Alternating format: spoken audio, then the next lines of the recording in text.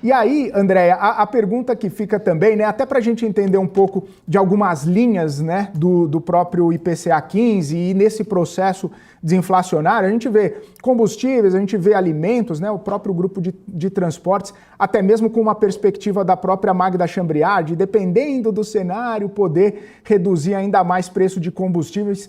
Isso a gente seria suficiente para pensar numa tendência até um pouco mais real, até um pouco mais perene de desinflação, ou isso acaba sendo algum choque mais pontual dentro dos dados e isso não traz essa percepção mais real de desinflação, seria algo mais sazonal?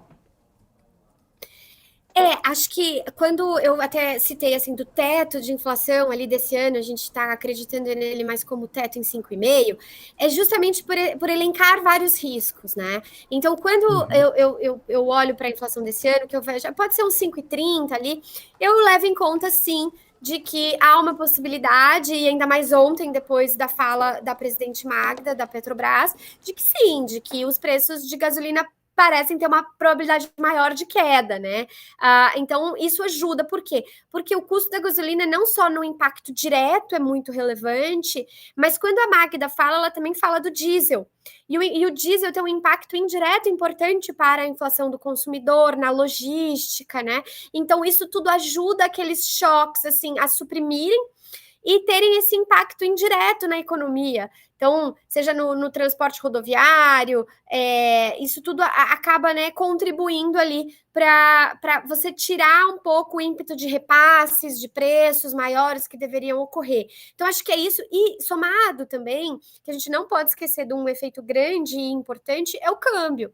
Então, vamos lá, né? Sejamos justos, ele tá meio que parado ali, tem algum estresse um dia ou outro, mas ele tá parado no 5,60, 5,70. A previsão de câmbio da turma no início desse ano era de um câmbio ali acima de R$ 6, né? 6,20, ou em torno de 6, que seja. Então, você tem uma valorização do real que é importante também para preços. Obviamente, a gente sabe, até em estudos aqui que a gente faz de econometria, de que esse repasse de câmbio, quando é a valorização do real, ele é muito menor e mais devagar nos preços.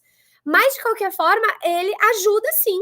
Se às vezes você tem outro tipo de pressão de custo, de empresa, de indústria, a repassar o preço para a economia, né? Então, acho que esses dois fatores aí, sejam combustíveis ou a parte de câmbio, eles contribuem sim para essa inflação ali de teto de 5,5, né? E acho que algo pontual e talvez mais sazonal, vai em linha com o que você falou, Felipe, é a parte de alimentos. Então, os alimentos acumulam aí no ano alta de 8%, é bastante, tá? Esse mês, em especial, teve uma surpresa para baixo em um grupo muito relevante, que é o grupo de carnes. E por que eu tô chamando a atenção disso, né?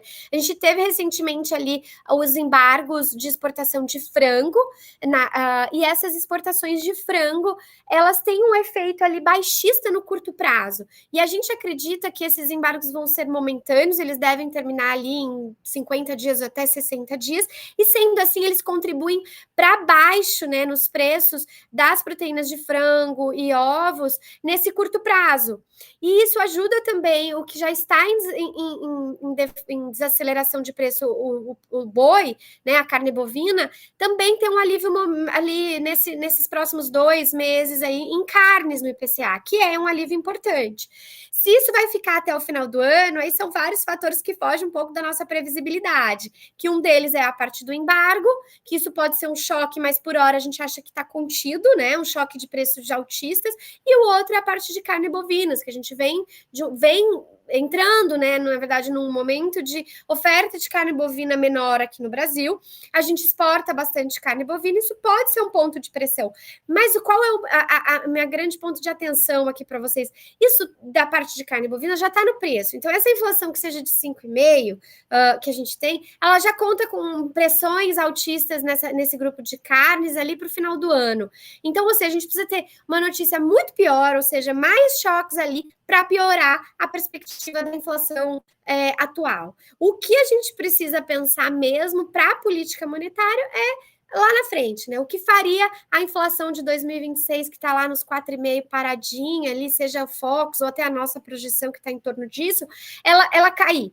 E aí é isso que a gente precisa, infelizmente, ter notícias ali de surpresa baixíssima na atividade econômica e essa Selic mais alta por mais tempo.